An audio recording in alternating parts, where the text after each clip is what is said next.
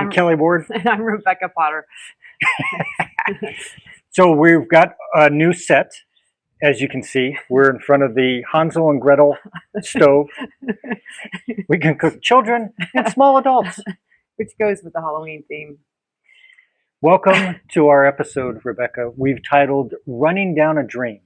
I like that. It's a Tom Petty song. Tom Petty song. And I took a few lyrics from it. You want to hear them? Yes. I won't sing them, but darn it. Running down a dream, working on a mystery. Okay. Going wherever it leads. I feel so good, like anything is possible. Nice. Tom Petty knew what was up. He has some negative lyrics in there also, which I did not include because that's not what this show is about. Oh yeah, we're positive. Okay, we don't come into negativity ever. No. We might finish with a little bit of that though. Okay. So we thought about this title and episode of Running Down a Dream because we feel like we're doing that with our lives right now. Yes. Right? Yes. Running down a dream. You've always been in this mode of you have a dream, you know what you want to be in life, and you've been pursuing it since you were 18. Yeah. Okay. So, which sometimes you get knocked for being a dreamer. At some point, being a dreamer is not cool. Yeah. So we want to talk about life insurance. Yeah. Which is okay. Thank you very much. Okay. Got a quote. So the complete works of Oscar Wilde sponsoring us today. I like being sponsored by Oscar Wilde. And that's awesome. So we have been reading Oscar Wilde, and of late, it's The Picture of Dorian Gray. We read that at night. And there was a quote that I want to read from the book. And it's a good lead-in. Thank you for the... you didn't know that. No. Rebecca doesn't Kelly's know anything in we're charge doing. Of this episode. Okay.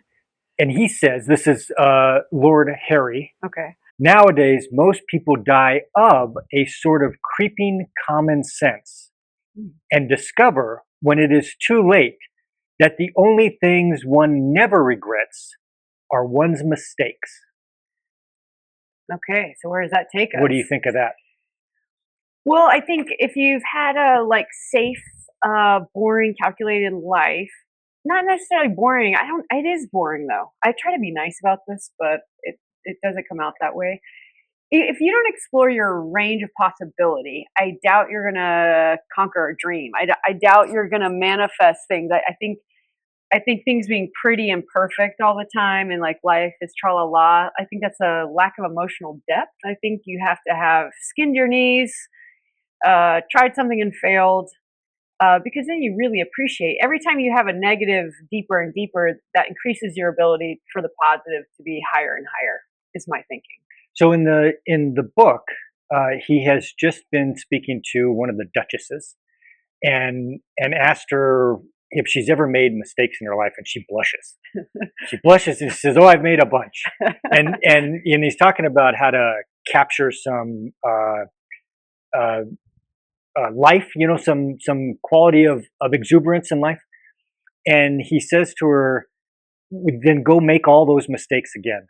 And that will help her in her second half have more life, right? Because they're all kind of dull. That's the conversation going around. Yes. Yeah. And so one of the things that we talk about amongst the two of us, the six of us, is the quality that life has right now for us, which is it's very rich and deep. Like the flavors are enhanced, the sounds are enhanced, our senses are tingling, they're on fire, right?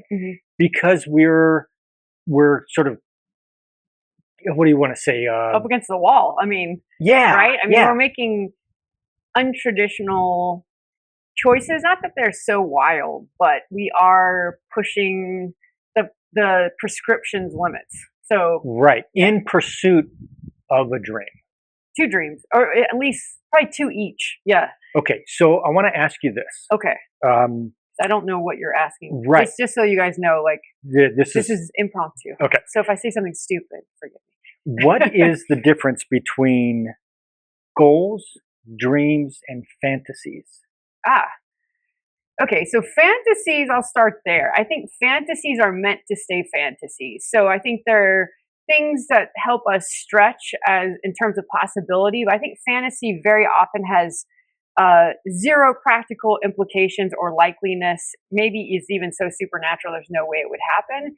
And that's to give you a little lift, a little inspiration, a little escapism. So I love fantasy, but I think a lot of time people think fantasy needs to come to reality. I personally do not. I think fantasy is fantasy. A dream is different than a goal. To me, a lot of times goals add up to a dream. I think to dream is, I never thought I would get to Morocco to make soup or whatever, but you have goals to save the money, goals to get the plane ticket, and then you make that dream happen. So that's kind of how I see them. I think goals can also just be things to do, but I think they very often are headed toward your dream life. What would you say? Okay, so if you were to put that in the Google machine, Oh, you were pretty spot on. oh, good. Yeah. Whew. I was like, oh no, I'm getting tested. I didn't know that. So what we're talking about are those inspirational Mm. desires in life, the dreams, not the fantasies, because I think you're right. The fantasies will never come. They're never meant to come true. Right. You know, they're these whatever. It's imaginative fun. But the dreams is the life that you want to live, and the goals are how did you break that down and actually take those action steps. So the dream inspires action. The goals are those action steps. Yeah. So one thing I don't like is, and I'm really weird about this. It's a one of the things that really puts a tick in my mood is people who dream and then don't have a plan, like dream and don't have action steps. Like they constantly come back and repeat the same dream at a dinner party, like over and over, but they don't actually go do it. And you're like, well, why buy the plane ticket or like move to the country or do something toward it? So if it's a dream you're not attempting to reach, I find that to be a fantasy. And for me, that's how that should be. I would agree with that. So yeah, if you're not taking those, Yeah. if you haven't breaking it down, if it's not motivating you toward action, There you go. then it's not a dream. It's a fantasy. It's a fantasy. Yeah. Okay. So I believe that most of us, as we were growing up, we created this dream for our life, Okay. whatever that is. Hopefully. I think And people did. it can be small or big, I think. Yeah, Like, absolutely. you want a house with a certain door. I mean, Yeah. So that when you works. were, I mean, I think you played these things out when not you, us. I think peeps. we all humans played these things out when we were young on the playground. So we fantasized about being this action figure. We were this character, or we were this person, and we played it out in real time on the playground.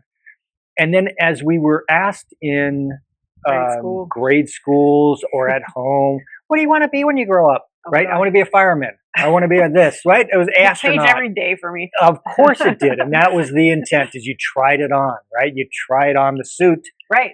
To see if it fit. And you would go meet, like I wanted to be a veterinarian when I was younger. And like there was a girl in the neighborhood and she was probably a vet tech at the time. And she came and picked me up and took me to the horse barn and would teach me things and tell me, like when I take my dog in, she would explain things to me to see. Nice. And that's when I kind of learned, like, I don't think I kind of want to actually do this.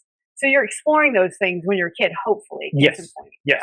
And so then you go off to your post high school life, call it, and you are either putting those goals in place and the action steps, and you're achieving your dream, or you're working towards your dream, or, and this is the diabolical scheme in life, is somebody with adult sized clothing killed that dream. Yeah. So I remember this specifically at 25 years old. Okay. So go to school to pursue art. I knew I wanted to be an artist. Moved to San Francisco. I'm working like 5 jobs, I think, at one time. Part-time, service industry, not a big deal. And everyone's like, you've got to get a real job. And so I go and I get this real job at a well-known furniture company in San Francisco, entry level, but everyone's like, oh, I'm making more money than everybody in the place I live or whatever.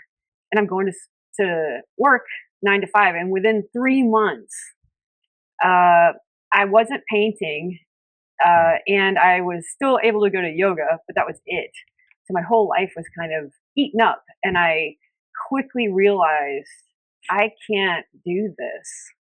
But you had health insurance? Or I had health insurance, of which that's the only time I've ever had health insurance, and I didn't use it. It's like IRAs. Okay, 401k. Yeah, I had 2 IRAs. Yeah, I mean, in terms of living the dream, as they say. Yeah, in terms of doing what you're supposed to do, that would have been smart. It definitely was doing that. But when you don't want to go to work every day, I think it's a problem. And when not making art, not pursuing the dream, I quickly, and that's what, suddenly I was like, I'm going to Japan. So I just threw in the towel and was like, okay, I'm still going to work full time, but I'll be in another country having an adventure because I can't do this. And I had goals. Like I wanted to travel a lot. I'd wanted to travel since I was 15. Yeah. I just didn't know how to do it. And I didn't have really too many people to turn to that wanted what I wanted. And a lot of the people who were artists had trust funds. So yeah, I thought this is a way for me to make a break, do something different. So how many people in your art cohort in that age group, 20 to 25, were still painting when they were 35? Are still doing art? I remember in college, I think the odds are 98% of people who get a Bachelor of Fine Arts will not be an artist by the time they're 40 or something like that. I remember the statistics are pretty bad. Wow. Yeah, and I didn't want to be that because I mean, a lot of people go to art school. It's popular right now. Yeah. But then they get out and they don't teach you business. They don't teach you how to have an art career. And then you get into it and you realize the kind of system an art world is, and why do you make art? So a lot of questions come into play, but it was still the dream. And I think like I still know like that's where I'm happiest and I feel when I'm creating. So I try to bring that to whatever other job I have. So now, like say working a full-time job, it's like it's a little less of a damper in a sense because I know how to manage getting these things done. But when you're 25, for me, it was very all or nothing. Right. And I kind of assume from what they feed you at college that you get out and you're an artist and you'll make money. But no, that's like not what happens. It doesn't work that way? No, it doesn't. So anyway, what about you? Oh, well, I wanted to be an actor. And then you just didn't go to LA? Yeah. That was it. Okay. Yeah, because my practical father said, why don't you go get an accounting degree? And then then you move out to California. And then if the whole acting thing doesn't work out, you have a job. Yeah. Not a bad plan. I wish I had been an accountant as well. I thought about that more than once in my life. So I highly recommend that for anybody creative. Do be an accountant, but don't get into accounting until you just absolutely fail. And then you can just go back to accounting all the time. So here's the interesting thing. Have a net. Here's the interesting thing. How do you know when you failed? I think everyone's definition of success is different. Like for me, like a lot of people, because I didn't have a studio my entire life, they're like, oh, you're not an artist anymore. I've had that my whole life. And it's like, no, I mean, sometimes you need to go live some life to make some work. People go into a studio every single day and get told they're disciplined and they're so great. I find their work to be pretty stale a lot of the time. Like they don't risk much. So it seems okay. So you're a couple things are kicking around in my head. Okay, let's hear them. One is that I think we're on this planet to enjoy this experience. Okay, to relish in the sensory exploration that is the earth. Okay, so it seems like humanity and our little social systems that are created are designed to beat that desire out of us. Yeah, because they want you to do the work for them, and especially if you're not in that top percentile, I think they want you to carry the load. Yeah, and so I find that the only way to capture yourself, to sort of I don't know, reconnect is to think about who you wanted to be at whatever age that was that you lost it. And it takes some thinking, right? It takes some real exploration. What is it? Where was that? Was it at age 10, at 12, at 16, at 18, at 25? At some point, you just knew inside your being Mm. And that, maybe more than once. and it could be two different things or three different things or whatever, right? That's true, yeah. So, have you ever known anybody who, at say a midlife or at least an older than 25, hmm had been able to recapture that lost dream Oh. or a dream? I think I've not, no one comes to mind right off the bat, but what I do find is when people get Social Security as retirees, if they have a pulse still and they're not just not sure who they even are, I find they indulge themselves in the thing they always wanted to. So if their money's kind of covered to some degree, you'll find a lot of people become artists, or they start pursuing painting or poetry or write books. So I think a lot of pleasurable creative activity, which a lot of times people see as frivolous, I think it's really important. I don't care why people do it. I think it's important to pursue the creative. Do some people go become pilots? I think we met one older gentleman who, remember, he was like something and then he went and became a pilot. And yeah, so I think there are people who do it. I don't think it's super common. Okay. You're not weighing in on any of this. What do you think? Well, I'm interviewing you. I didn't know that this was an interview. I thought this was the format. Oh,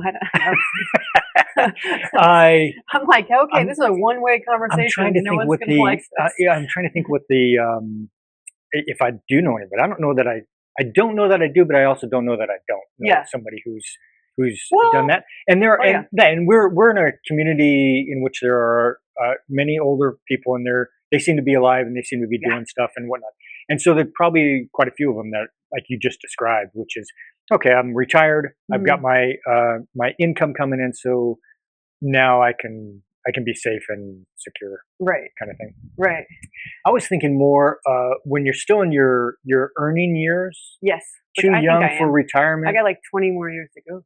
I only got 2 more years. But I got to survive. And I'll help.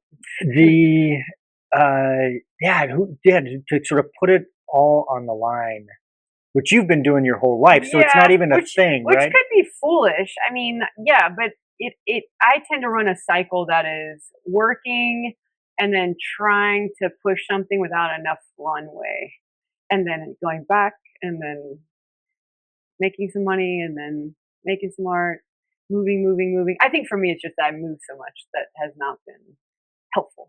So it has been helpful. How do you maintain the motivation, which is the dream, right? The dream is the inspiration. The dream is to make enough money to live, like my income to be the creativity. And I think a lot of people, they just hit that and they do it their whole lives, and dang, that's awesome. I have not. And I think there's a multitude of reasons. I don't really care to dissect exactly why, but that would be the dream. And what keeps you motivated, I think, when there's something in your life that feels like you were born to do it, whether you do it badly or you do it like a complete genius. I'll tell you what, if I wake up and I know I have to come make something rather than go somewhere to do something I don't want to do, I'll get up and I'm excited. I think it's very different to get up for creativity. I feel like I have plenty of jobs. I don't even when I'm working, it's like the fifth job, I always have stuff I want to do. And you also listen to your body and its experience. I'm really sensitive. Yeah. When you have that constraint in the box and the to-do of got to be here at 8, you take lunch at noon, you come back at 1, you leave home at 5. Yeah. Too much structure. I like discipline. Like I'm actually pretty disciplined. I don't like industrialized structure like that, where you have to do something the same way every day. And also, I think a big question in society should be, and to oneself, is if you know what your talents are, where are you giving of those? So a lot of times with a job, I try to bring like, okay, what am I good at? Like making people feel comfortable, helping them get information they need, whatever it is. Like I'll try to get make use of that in a place like that. Whereas creativity, it's like really just you and source. I think collaborating to make things that hopefully make people think and ask questions. But again, we're talking about art, and I'm like wondering if we apply some of this to someone who always wanted to be a doctor midlife. I have a friend actually. Now I'm going to Okay. segue Yeah. slightly. Great. So I knew him. He was a hairdresser, and he killed it. Like made tons of money. He's good looking. He's an amazing stylist in a big city. Then he got bored of it, I think, and he went into massage. And then that was like, eh.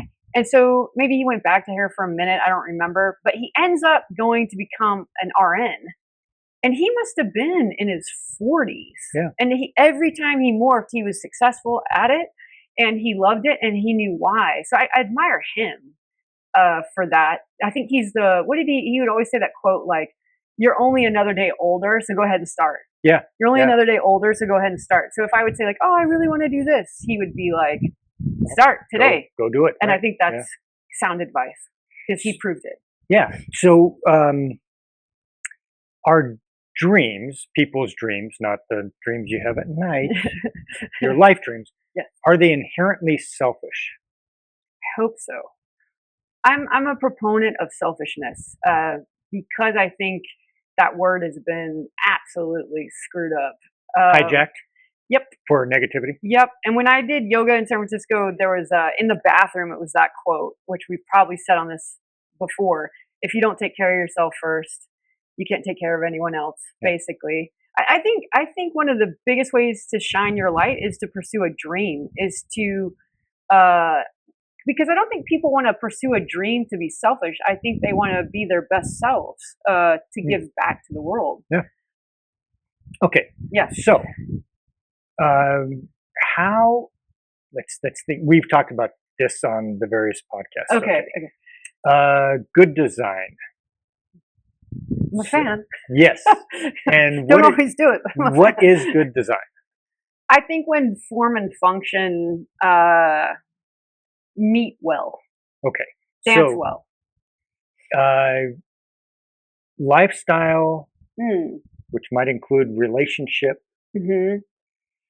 What are characteristics of a well-designed lifestyle and relationship that supports dream pursuit? I honestly think sometimes we have too much and we don't implement restriction on ourselves. So I think if you're too comfortable, I think comfort is, we all crave it. So that's the friction, is like you crave to be safe and have all the money in the world and still make your stuff. A lot of people, when you give them all the money in the world, or they earned all that money, they don't do jack and shit, and their work is not great, in my opinion. I think you have to set up a lean lifestyle so that you stay appreciative of small things and simple living. I like nice, I love expensive paintings. I would love to have a house designed by myself, that kind of thing. Yeah. But I believe living within your means is a big deal. I believe good meals are more important than brand label clothes. So I think that's up to everybody. But if you're just gluttonous, you ain't gonna run fast. you know. It's true. So I like to keep it lean, and I think you should always make sure you're a little bit hungry, like that Japanese saying. Like if you know when you're kind of satiated, and give yourself a minute, because set a timer. You don't write all day. You write for 4 hours, and then when the timer goes off, no matter where you're at, you come back tomorrow. Give yourself something to keep reaching for. Yeah, there was and I don't remember who would do this, but they would finish their day writing halfway through the sentence. Yeah, it's a great idea. And so it's going to jog back, you. That's right. It's going to, yeah. So I want to spend time on this on this because I'd like to, but not.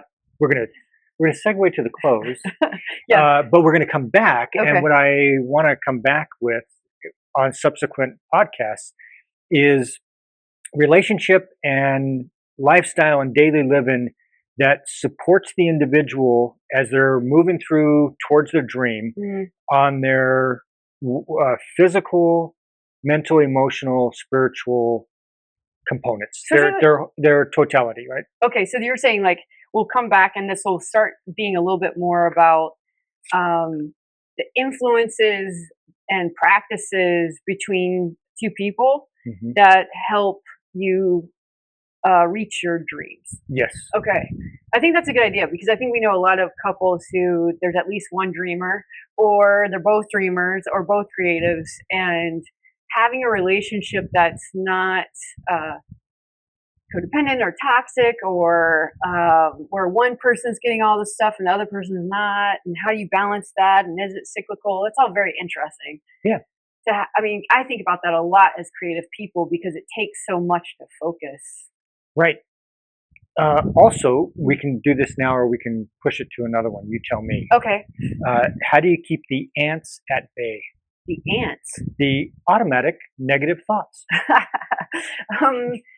That's probably one to save for the next time, I think, because I think that could be a whole segment. Huh? A whole segment, yeah. But this will kind of set us up because I didn't know what Kelly was going to do today. So this has been interesting. So now we kind of know. And Rebecca edits these, so this may not even appear. He'll just be Kelly talking to himself for 3 minutes, because otherwise it's me. But I do know that we've been trying to figure out with Backyard Blindfolds too, what the axis of the whole thing is, because flaying our relationship isn't exactly what we've wanted to do, but we are finding inspiration in pursuing both of our dreams at midlife, and we want to kind of offer some challenges we come into, some obstacles, as well as some solutions, right? To how to do this, so that if you're at a point and you're trying to decide which way to go, we might be of any help at all. At least encouragement. Yes. To do the hard work. Yeah. And the scary work. Of pursuing your dreams. And if you don't, we all get to the same end. So running down a dream, you'd rather do it. I love that. I guess I'd rather the back half of my life be in pursuit rather than being pursued. Yeah, by the reaper. Right? Yeah, it's true. He's coming for us. We might as well recognize he sits right here next to us, and we're going to take him on a journey. That's right. I agree with you. I like this. I like this as a direction. I'm excited. Nice. Thank you, Tom Petty. Yeah, thanks, Tom Petty. Sponsoring Backyard Blindfolds today. Dressed as the Reaper. Oh, God. He's going to love that. He would look great. I love him. Well, okay. So till next time, and I think we've got something, hopefully it's of interest. Yeah. All right. We'll see you guys next time. Thanks for joining us. Thanks.